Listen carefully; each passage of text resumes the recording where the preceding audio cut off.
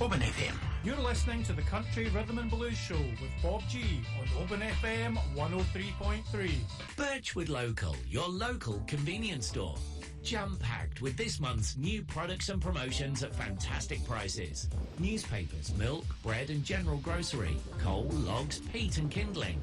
Open Monday to Saturday, 6:30am to 8pm. And the band played Waltzing Matilda. I hadn't heard this one for years, thought it was so good I'd play it on the radio show.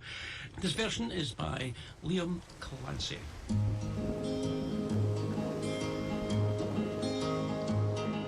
Now when I was a young man, I carried me pack, and I lived the free life of a rover.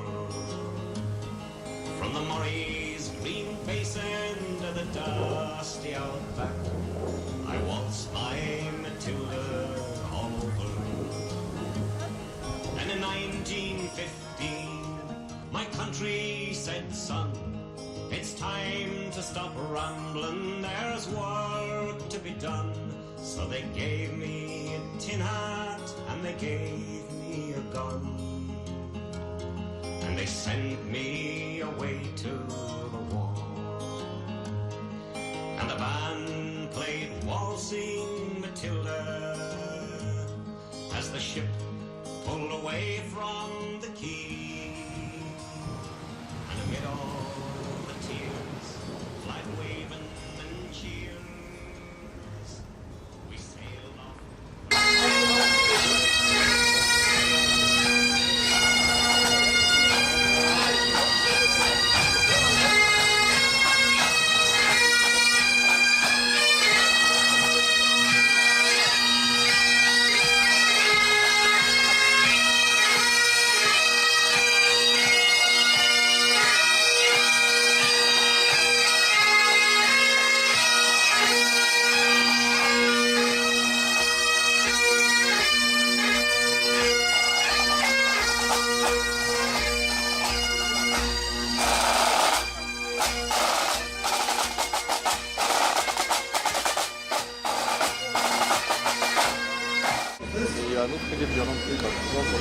You've got in the bag with ones in the four with us, and then grey, red, slightly dark grey, came through. Well done, boys. A couple of medals recently in the Masters contest. You've got in the bag with ones in the four winner, and then grey, red, slightly dark grey, came through. Well done, boys. 7 laps of the track to go.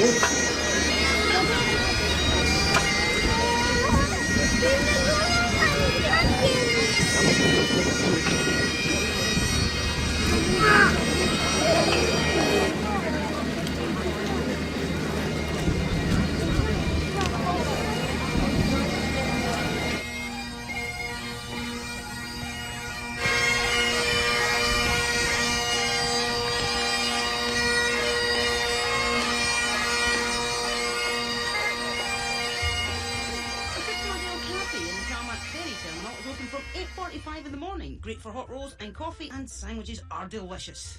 Handy for all the ferry passengers. Yes, and worth a visit to the pier just for the cafe and shop.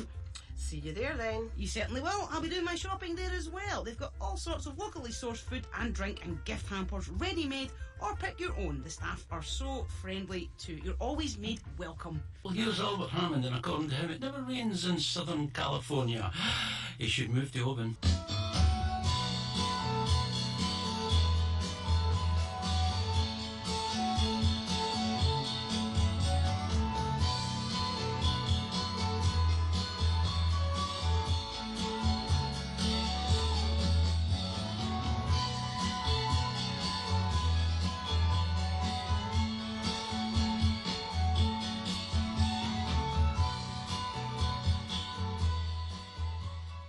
And it's 10 to 2. Well, let's slow things down a wee bit with Aaron Neville and Eva Cassidy. Oh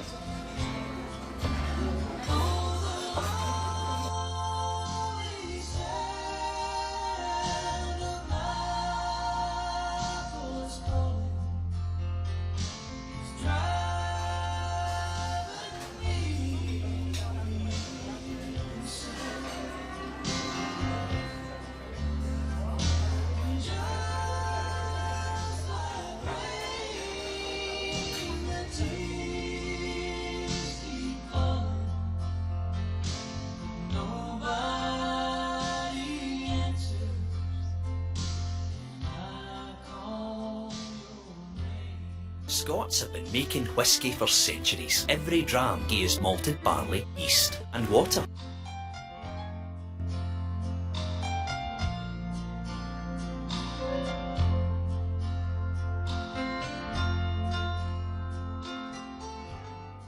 First, the barley is malted by being steeped in water, then spread out and dried in a kiln.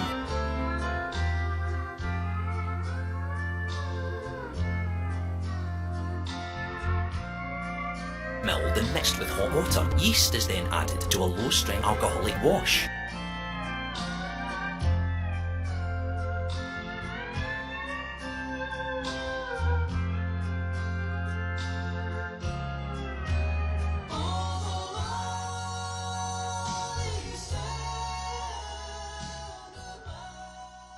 And gets distilled in 2 large swan neck copper stills. Alcohol vapours condense in pipes cooled by cold water from the second still.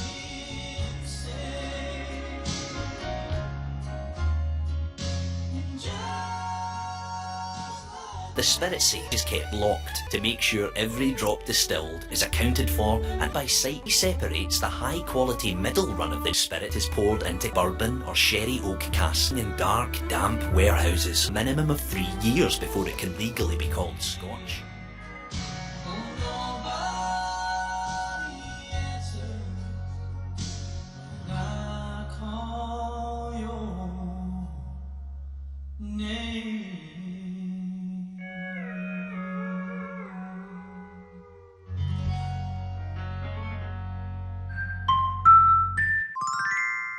Slanger.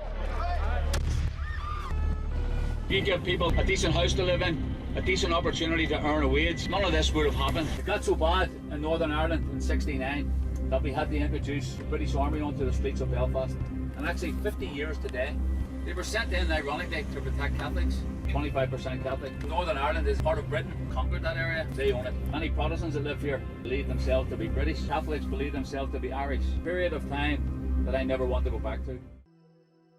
2 chieftains disputed possession of the land of Ulster, and race was won through the victor severing his own hand and flinging it onto the shore.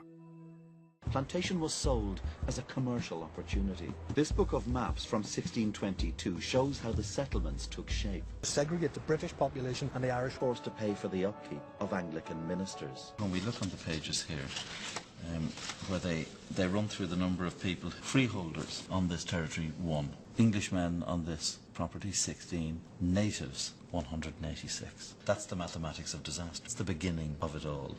Originally the idea to segregate the British population and the Irish will be out, but they kept it. This land, our heritage be wrecked, priest-ridden saints make grudges. 300 year we have been here, and deal the fit they'll budge us.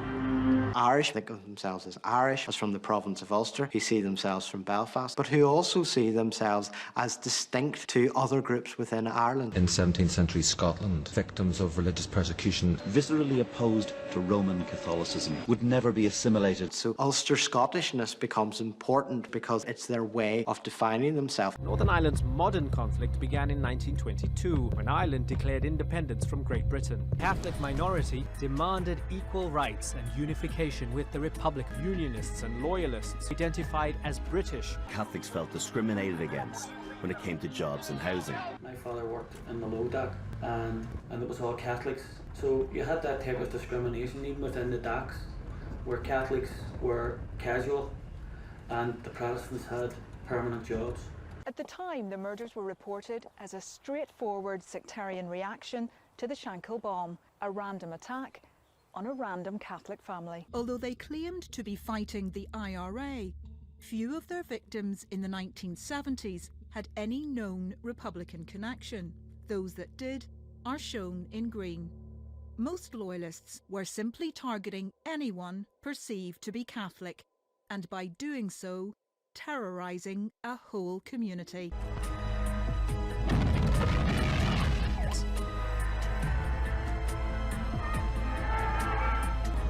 How you doing? I'm Mark. This is NI Black Taxi Tours.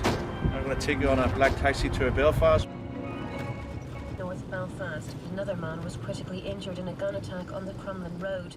Loyalist sources say neither man was a member of any paramilitary organisation.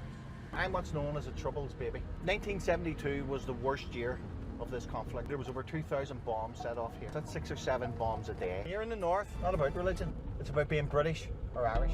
The way they beat the man, and I just looked at it and I thought to myself, this isn't the way police behave. This shouldn't be happening. And I began to ask questions, and then a couple of months it had become clear the nature of the state and what the state would do to suppress Catholics. And that's when I could say I became radicalised at the age of 13, just turning 14. 38,000 people went through a prison system here that was corrupt. A lot of young Catholic men, young Protestant men were arrested, put into prison. Catholics had 5 demands: was to be known as political prisoners, to wear their own clothing rather than prison uniforms. They didn't want to take part in any prison work, receive partials and visits from their families and friends, and freely associate with every other prisoner, and not lose any remission.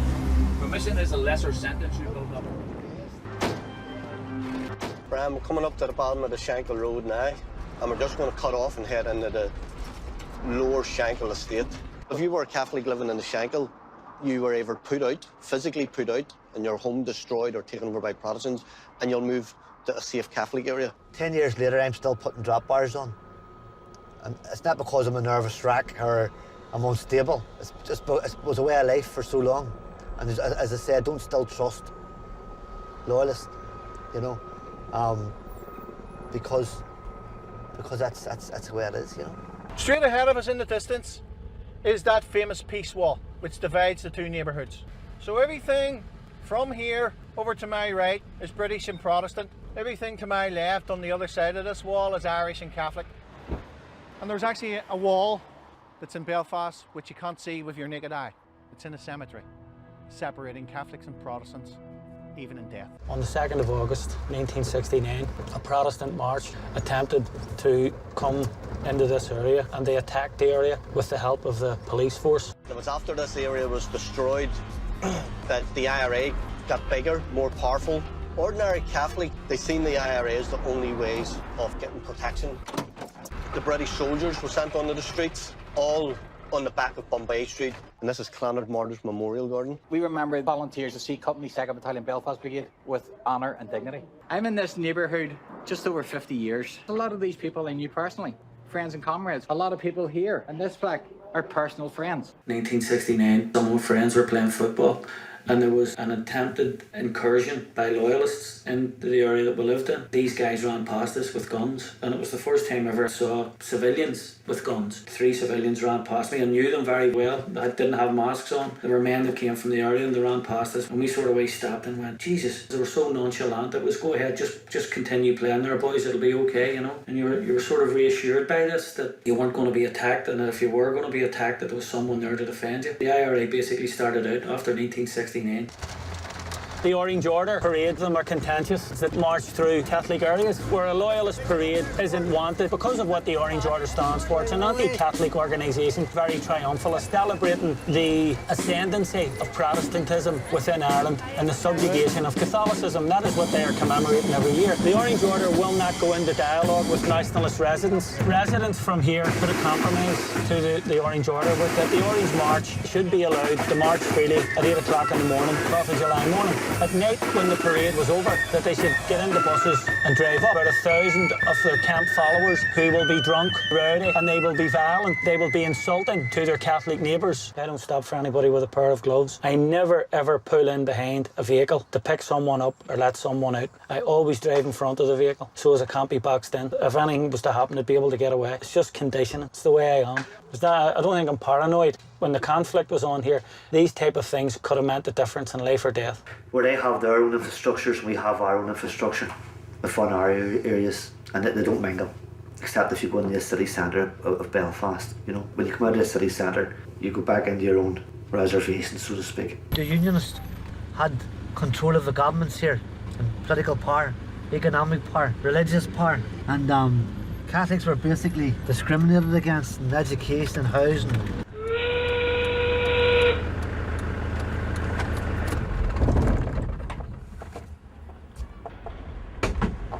Job opportunities on the docks brought migrants from all over Britain and Ireland. The national coal strike had left several ships laid up in dock, and the prospect of a job on Titanic was a welcome relief for crewmen who managed to sign up. The White Star Line had already constructed the massive 16 acres and dredged to a depth of 40 feet. For Belfast, the triumphant culmination of many years planning and labour, transforming the massive hull into a sumptuously appointed liner described by the White Star Line as a queen of the ocean. The double bottom, made up of steel plates. One of the four men would check each of it with a special hammer. If it made a ringing sound, we'd have to get back and chase it out afterward. I'd get scared working down in that double bottom. You only had candles for light and the constant hammering against the shell plates. You could hear it all over Belfast. Some of those boys ended up stone deaf. The hull weighed up to 4.5 tons. They were taller than the da. The plates were overlapped on the edges. And part of the strength of the ship, there's no straight lines in the ship. I worked as a heater boy. You had to heat the rivets on a wee plate. You pumped the bellows till the rivet was white hot. Then you get a hold of it with your tongs and throw it up to the catcher. And he put it in the hole in the plate with the holder up. There were two of us on the other side of the plate with the holder up. We had to hammer the rivets. The stern frame had to be strong enough to take the rudder turning in heavy seas. You'd have all these timbers and guy wires to steady the frame, and men scurrying around like ants underneath. When we came to launch day, I was torn between pride and fear, coated in tallow, train oil and soft soap, so the ship would slide when they shifted her weight off the blocks. That was the most dangerous part. And the shipwrights were knocking away the last props. They were under compression, you see, and the sliding ways would be released by the hydraulic trigger. 100,000 people watched the launch. At noon on April 10th, bang on time and fully expecting to be in New York within a few days, the Titanic sounded her whistle and cast off her lines. Then we all went off to the pub to wish her well.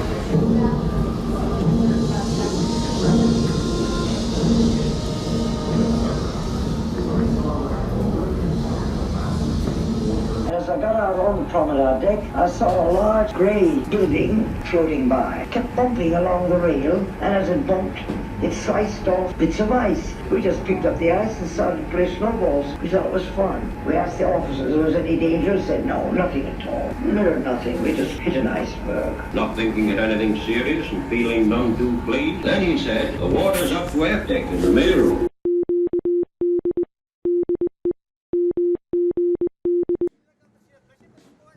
Bobby Sands commenced hunger strike on the 1st of March 1981 and he died 66 days later. Put Sinn Féin where they are today as being the biggest Catholic political party in this country.